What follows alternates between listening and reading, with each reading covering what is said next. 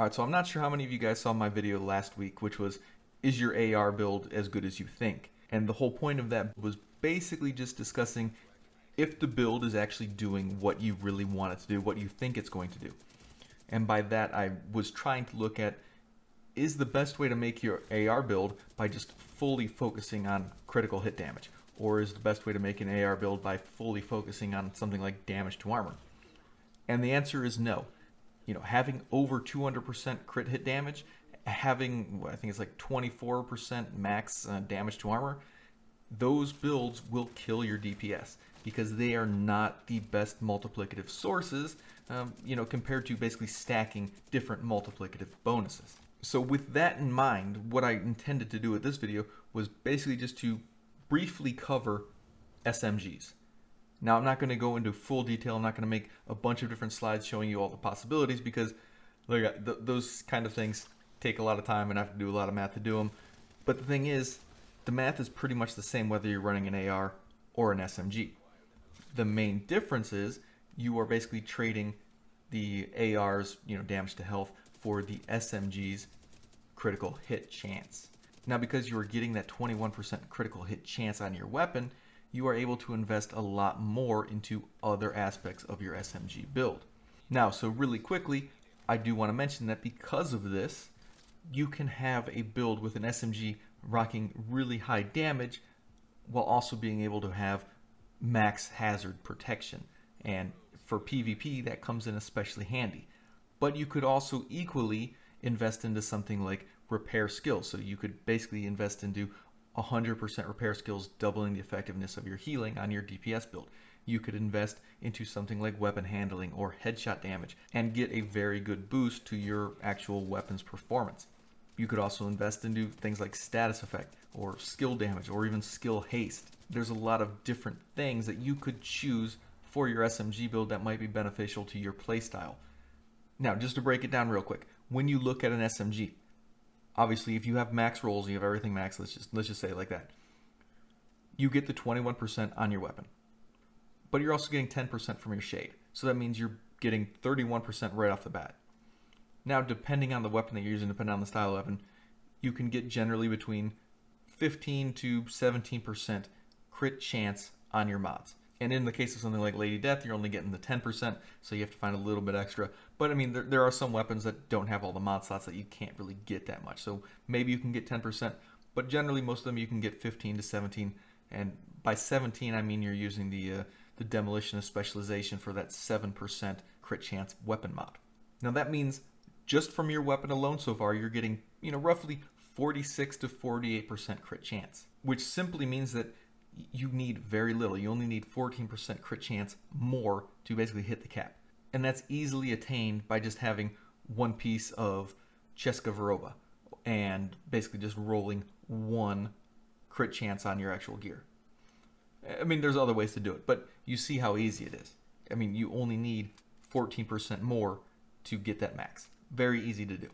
Now, what this really does is further instills the Coyote mask pretty much being the best in slot mask for any SMG build.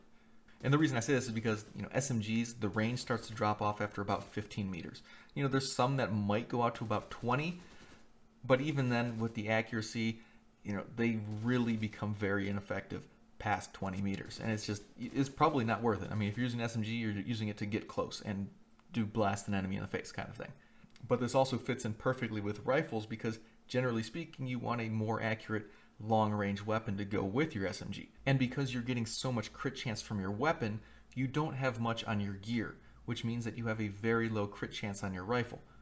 But because of the Coyote mask, you're now basically getting 25% for the majority of your rifle shots. So you can easily recover a lot of that crit chance that you lose just by having the mask. And then you get a nice bonus of crit hit damage on your SMG. So now that we've got the majority of our crit chance from the weapon alone, we're going to get that additional 6 or whatever percent that you have on your Coyote mask. So therefore, all you really need is a brand set that is going to give you 10% and you'll get that 60%. Now you can do this in pretty much 2 easy ways. The most common would be rocking 3 pieces of Sokolov. Obviously, that's great for an SMG build. Or you could rock 2 pieces of Sokolov and a Ceska. That'll give you that 10% that you need.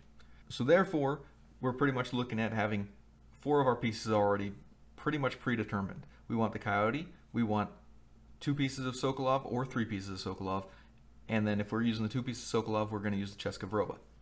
Now we've got 2 pieces left. Now this is where it gets a little tricky, because this is entirely based on your playstyle. What I would recommend is somehow finding a way to record you playing. And if you are missing the overwhelming majority of the times that you try to shoot for the head, you do not want to go for any investment in a headshot damage. If you are pegging the enemy in the head just constantly, you are missing less than 20% of your shots, all your shots are landing in the head, yes, then definitely you want the better investment into headshot damage. So if you were the headshot guy, really quickly, you would be using Providence Defense for that 10% headshot damage, and you'd be using the Grupo Sombra for the 15% critical hit damage, or you could also go with the Walker and Harris for that 5% extra weapon damage. I mean, it really just depends on your roles. Now, for the console specific, who are generally aiming for the upper chest, lower neck area, that's generally where I try to find the sweet spot being a console player. You're really going to want to go with the Contractors gloves and the Fox's Prayer knee pads. Now, like I mentioned with the Coyote mask, you're going to want that double duty where you have the SMG and the rifle. With Fox's Prayer, not only do you get the better boost to your damage with body shots for the SMG, but you're also making use of that 10% rifle damage. So this is kind of basically a way of just fine-tuning the damage that you're actually going to get from the build. So you've got a good boost to your SMG at short range, and you've got a great boost to your rifle at long range. So yes, it basically fits extremely well together.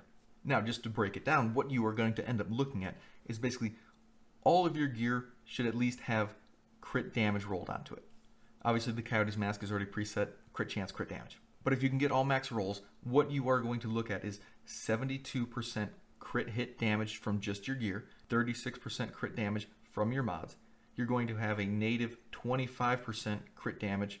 You're going to have 15% crit damage from your brand set, 20% just from your shade bonus, and then of course you're going to get that 25% crit damage while in close range with your SMG.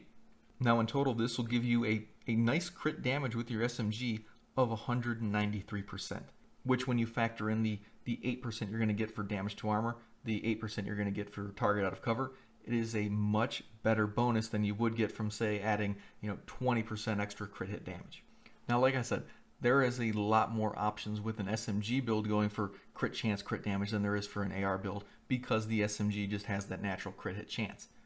So I'm not saying that this specifically is the best, most god roll damage build of all time. What I am saying is that for the majority of players, you could probably expect better returns with this over most of the other combinations that I've seen. Now, the key thing to remember is with a fully maxed SMG build, you are going to reach your crit chance cap really soon, and most of it is going to be just because of your weapon.